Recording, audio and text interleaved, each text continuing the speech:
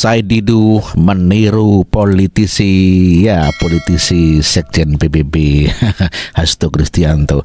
Ya, berpura-pura menangis, acting nangis. Ya, tentu saja hal ini menjadi komoditi politik, politik menangis. Dan kita saksikan di mana Saididu menangis seperti Sekjen PDIP. Coba sini maju, Bu. Maju sini, Bu. Pengambil kebijakan biarlah. Ratusan ribu rakyat seperti pingin nangis saya tadi melihat. Silakan nangis. Apa urusannya Bapak mau nangis? kalian gusur di kampung mereka. Lihat anak-anak. Lihat anak-anak. Mereka mau hidup kemana anak-anak seperti ini? Nangis saja Bapak. Kalau mau nangis, tidak ada masalah. Anak-anak masih kecil. Pingin nangis saya tadi melihat. Tega kalian. Nangis saja Bapak. Kalau mau nangis, tidak ada masalah. Tega kalian. Itulah tangisan Saididu terkait penggusuran yang disampaikan Saididu di PIK 2 di mana dia seperti Hasto menangis-nangis seni peran di dunia politik Indonesia maju pesat, yakni tangisan politik. Ya, namun demikian dibantah langsung mengenai tuduhan kalau warga digusur oleh pengembang. Saya betul-betul menangis melihat kenapa orang Banten mau diusir begini kok diam semua. Itu Pak yang bikin saya menangis. Semua diam, tidak ada yang mau teriak. Tadinya saya ada di Kampung Muara Ujung, sekarang dipindahinnya di Kampung Muara Tanjungan. Sebelum saya dipindahkan di kampung yang lama itu, sebulan itu sering 3 kali banjir rob yang sangat tinggi. Boleh dibilang tingginya itu sebetis orang dewasa. Nah, setelah direlokasi, alhamdulillah sekarang bangunan di mari tertata rapi, jalanan pun luas, dan insya Allah mudah-mudahan kedepannya pun nggak ternampak banjir lagi, banjir rob ataupun banjir hujan yang akan datang.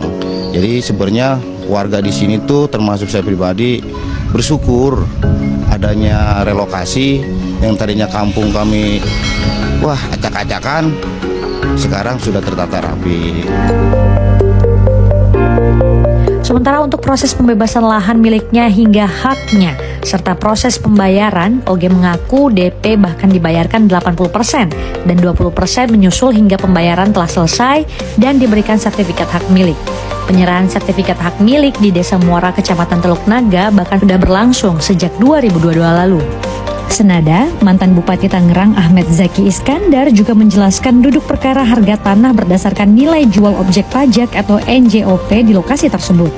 NJOP-nya 50.000, lah iya, bentuknya masih sawah, masih tambak, masih. Dan kemudian juga dulu kan belum ada perencanaan itu akan mau dijadikan apa. Nah, sekarang ketika sudah ada perencanaan, ya wajar ya ada keributan dan kegaduhan. Jadi nggak ada tuh cerita NJOP 200.000 terus diturunin jadi 50.000. Nggak ada, gimana 200.000. Kalau 200.000 mungkin di daerah selatan yang sudah terbangun. Waktu itu kan belum ada yang terbangun di sana. Nah, kembali lagi masalah pembebasan lahan.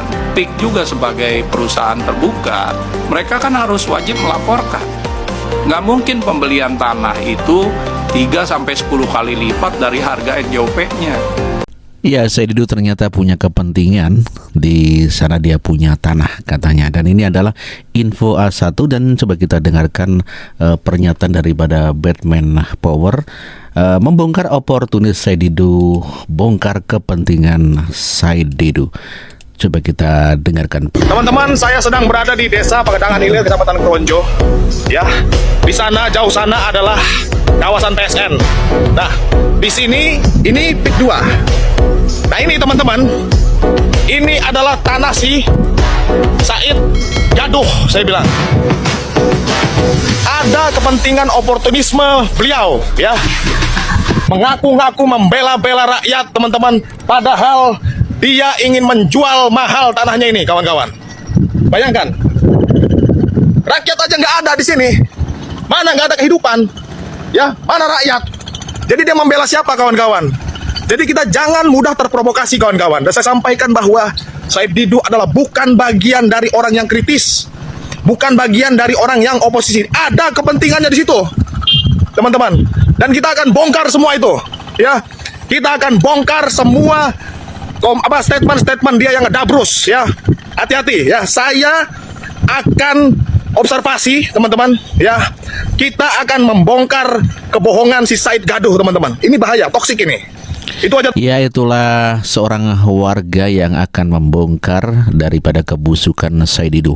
Dia keluar-keluar ternyata ingin menjual tanahnya sendiri agar dibayar mahal. Dianggap memprovokasi warga, pernyataan Said Didu dikecam.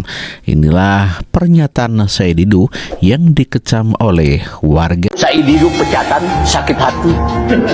Ya, itu kan gelar yang diberikan ke saya.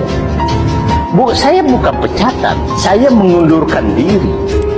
Karena saya baca tadi, saya kan masih 2016 tuh masih sampai ini Jokowi saya. Di situ saya melihat orang ini tidak benar. Kalau bilang pecatan, bukan, saya mengundurkan diri, saya nggak pernah dipecat. Said Didu baru-baru ini mengklaim bahwa dirinya tidak dipecat, melainkan mengundurkan diri. Namun, klaim ini bertolak belakang dengan fakta yang sebenarnya. Said Didu dipecat dari posisinya sebagai Sekretaris Kementerian BUMN dan kemudian sebagai Komisaris PT Bukit Asam oleh Menteri BUMN kala itu, Rini Soemarno. Alasan utama pemberhentiannya adalah ketidakmampuannya dalam menjalankan tugas serta dianggap tidak sejalan dengan visi dan misi pemegang saham. Menteri Rini Soemarno mengambil langkah tegas untuk menyelamatkan BUMN dari individu-individu yang dianggap tidak kompeten atau tidak mendukung tujuan nasional. Ironisnya, setelah dipecat, Said Didu tampaknya membawa rasa sakit hati yang mendalam. Hal ini terlihat dari aktivitasnya yang semakin aktif provokasi dan menyebarkan hoaks terkait berbagai kebijakan pemerintah.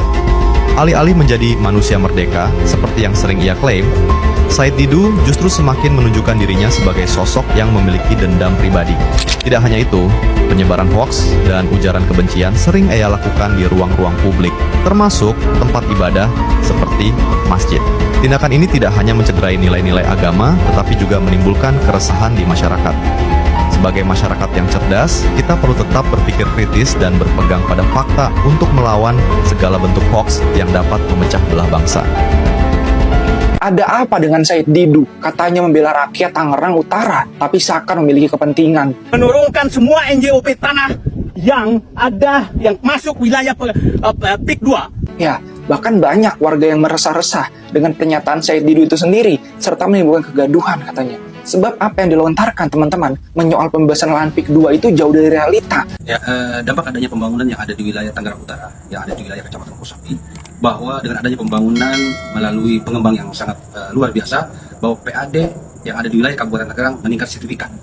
Yang mana pembangunan yang sekarang dibangun itu dampaknya positif karena masyarakat yang tadinya pengangguran bisa bekerja, bisa menjadi satpam, bisa menjadi pekerja-pekerja yang dibutuhkan oleh pihak pengembang di situ. Dan yang kedua, pembangunan yang sekarang sedang berjalan baik-baik saja, tidak ada persoalan apa-apa. Jadi pembangunan yang dampaknya positif untuk masyarakat Kecamatan Kosambi khususnya Kabupaten Tangerang, bahwa beliau itu sangat peduli kepada pendidikan, membangun sekolah-sekolah yang rusak, terus di bidang olahraga, dan CSR pun masuk ke warga masyarakat khususnya di Kecamatan Kosambi umumnya Kabupaten Tangerang. Lewat beberapa video viral Said Didu yang menyoal NJOP sampai PSN PIK 2 itu terlihat tendensius. Hal ini juga didukung kuat oleh pengakuan Ketua APDSI Kopeng Tangerang, Pak Haji Maskota. Begini, mungkin video viral ini cukup lama. Kalau menurut saya, Pak Said Didu itu, yang videonya viral itu bukan orang Tangerang. Beliau orang dari luar Tangerang. Tetapi di dalam pernyataannya mengandung sara, menghasut masyarakat. Beliau mengatakan bahwa pengembang belanja tanah, membebaskan tanah masyarakat dengan cara-cara yang beliau katakan adalah pemaksaan, intimidasi, menakut-nakutin pemilik tanah. Yang jelas berita itu sangat bohong. Diduga bahwa mereka yang viral tersebut adalah melanggar Undang-Undang IP Pasal 28 Ayat 3, penghasutan. Hal ini pun juga turut didukung oleh Bapak Haji Sutrawijaya selaku Ketua Umum APDSI Pusat. Pertama, dia menyatakan bahwa di mana yang saya lihat itu tadi di videonya, dia duduk adalah di atas jembatan kawasan Desa Muara. Beliau menyatakan bahwa masyarakat itu sudah dihimpit dengan tembok-tembok, bahkan pihak pengembang hanya menyisakan jalan. Saya pikir ini keliru, bukan pengembang menyisakan jalan, memang itu jalan desa. Yang kedua, beliau menyatakan harga 35.000. Sepengetahuan saya itu harga bervariasi dan tidak ada 35.000. Tanya aja orang Kosambi, Teluk Naga, Pokok Haji, ada nggak 35.000? Tidak ada. Teluk Kosambi masih ratusan ribu per meter. Jadi harus diluruskan, gitu. Yang ketiga, dia bilang kan ini masyarakat kan digusur diusir. Kemana masyarakat? Lalu dia nanya kan sendiri oleh dirinya, dia menjawab sendiri. Tanya dong pemerintah setempat, RT RW-nya, kepala desanya, camatnya. Sepengetahuan saya, bahkan tidak diusir, dihilangkan begitu saja. Setiap desa bahkan ada direlokasi. Artinya dari tempat yang kumuh tadiannya, yang kurang tertata lingkungannya, dengan adanya relokasi, bahkan lebih baik sekarang ditata. Dan tidak ada yang diusir kemana-mana dan ada di mana-mana. Enggak, itu ada di desa masing-masing. Bahwa jalan tol menggusur masyarakat. Jalan tol yang ada di Tangerang bagian utara itu tidak menggusur masyarakat, mayoritas persawahan. Bahkan harganya pun kalau benar jalan tol akan lebih baik kalau ada perumahan. Dan ingat, tujuan jalan tol itu adalah sebagai jalan penghubung antara Tangerang bagian utara, bagian barat, bagian selatan. Mulai dari Teluk Naga, Kosambi, Pokok Haji, Mau, Belaraja, terus sampai ke kawasan yang ada di bagian selatan, ke Tangerang Tengah. Kan tujuannya bagus, terkoneksi nanti jalan.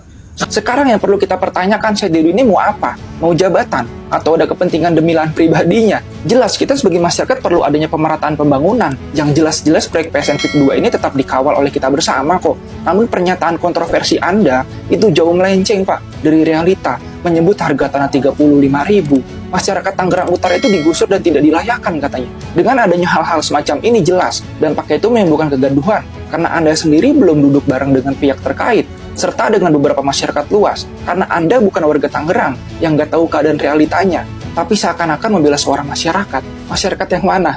Rumah warga yang tadinya kebanjiran sekarang jauh lebih baik. Sungai Tahang yang tadinya hunian kumuh, sekarang jadi lebih strategis untuk wisata juga kok. Share pendapat kalian teman-teman, drop komen ya. Aduh seneng banget saya mah. Banjir saya mah. Di air setengah bulan di dalam rumah mulu. Kan saya mah deket rumahnya kali situ pinggiran, tepik sekali Pak saya mah. Saya sampai sakit Pak. Jadi kalau puasa ya orang-orang pada sahur enak kita mendorongin air kalau bulan puasa. Kata banjir mulu kaki saya pada gebel. Jam 1 jam 2 air baru keluar kita dorongin pakai ini. Kalau bangunan bersih bagus dah mama. Saya mah pengen udah digusur. Atau banjir saya mah.